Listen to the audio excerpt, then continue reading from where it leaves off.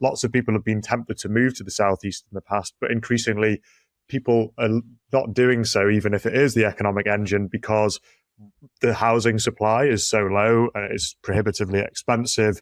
It's very competitive for jobs. And effectively, people would argue, looking at those graphs, that there's a bit of queue jumping going on here to get to the prime real estate, the prime jobs.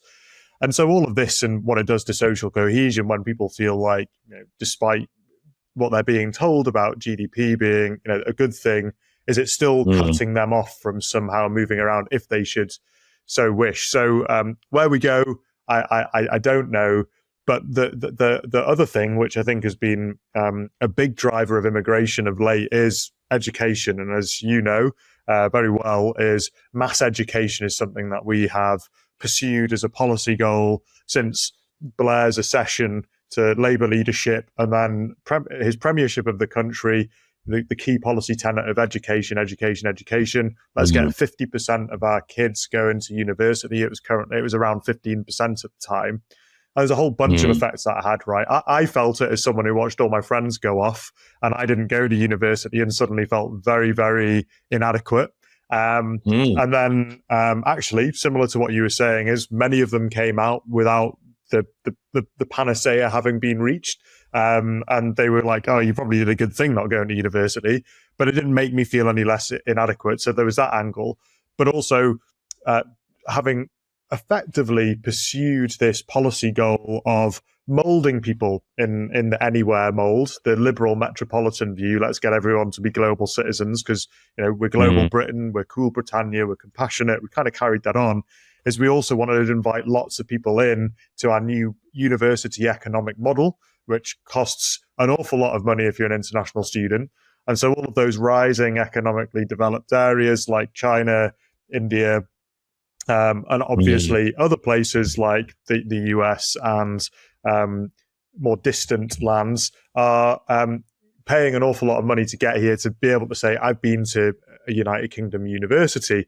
But there's been some pretty spurious things being found in that recently, which is despite paying 2 to 3 times the amount of a home nation student, there are much lower entry grades to get in.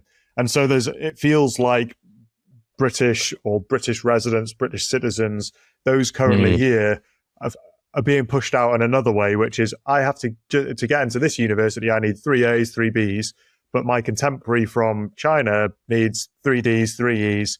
And so the whole model seems to be built on sand. And then you have people, there have been various reports of late that people are just getting access to these courses. They've got no intention of enrolling. They just arrive, they get given a visa, which is pretty open-ended, and then they just disappear off into the gig economy. And so all of these things which were set up with this idea of bringing prosperity to the country I think is, whether people know it or not, it's stoking resentment because they feel like the opportunity is taken away from them. It's a back door for people to come and get into the country without having made those contributions in other ways. And it's another example of anywhere policy being very far removed from somewheres. Yeah, no, I mean, I think, in both the case of mass immigration and mass higher education, obviously, both of these things can be beneficial when properly controlled and regulated.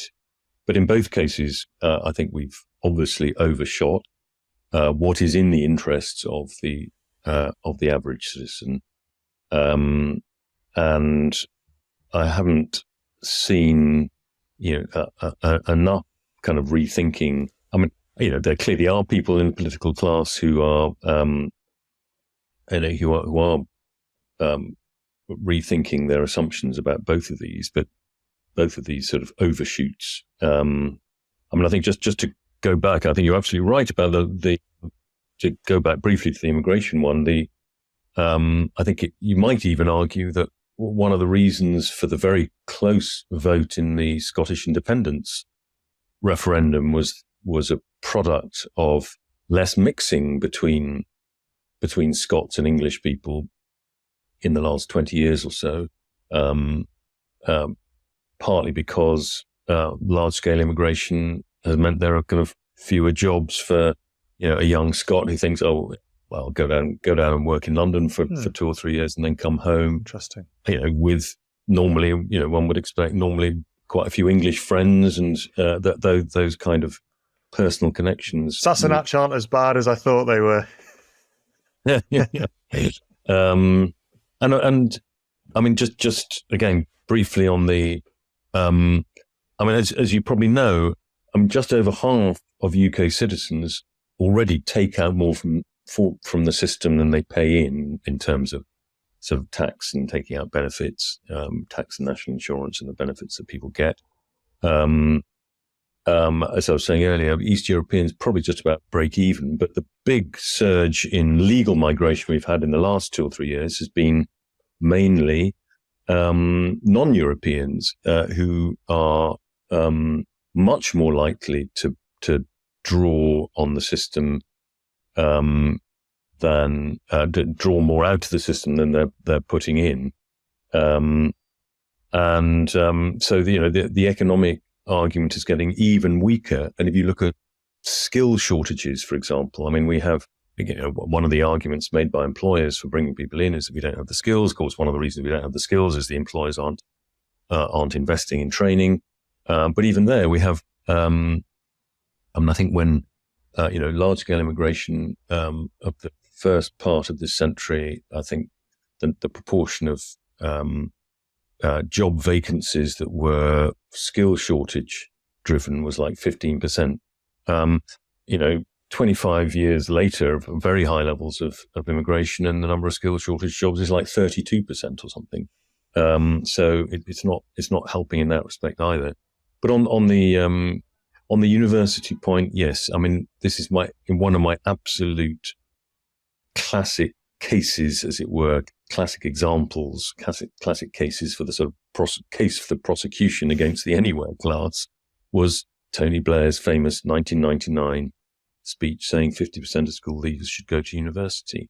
And I think, that speech could only have been made by a politician who was surrounded only by people, who had been to probably quite elite universities and just had not given a second thought to the fact of how this would be received and felt by somebody who was not heading towards university. I mean, I call it the 50% problem, that when 15% of your classmates or the people you know in your town go to university and you don't, well, it's going to have no skin off your nose. You go and work in a local office or factory and life goes on. The sort of clever kids go off and get sort of funneled off into more kind of academic, higher cognitive related professional work. That sort of is fine. But when 50% go and you don't, it's a completely different psychological ballgame. Perhaps partly ameliorated by the fact that many of the people that do go and end up feeling pissed off that they have gone. But you end up then with two groups of discontented people, that the 50% who don't go at all, who feel like second-class citizens, and then the probably reasonable proportion of the people who do go who aren't getting the the high-status professional jobs that they thought that they had been promised, and that's because those high, those higher status professional jobs are simply not expanding at the same rate as we're producing graduates. Many of them with not particularly useful generalist academic skills that employers are not interested in. Meanwhile, of course, as we all know, the higher technical manual skills are utterly lacking. We struggle to employ the kind of technicians that keep so much of our society ticking over. We just made a big mistake. We have a huge mismatch. And I mean, again, there are signs. Obviously, I mean, when it comes to the immigration story, a lot of this was overseen by a party that sort of, in principle and traditionally, has been more skeptical of large-scale immigration than the party of the left.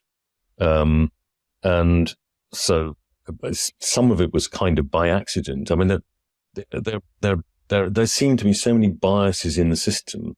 I mean, the numbers always turn out to be kind of higher than people expected. We had the famous example of, 13,000 East Europeans are going to come every year, and it turned out to be 1.5 million came in the next 3 or 4 years.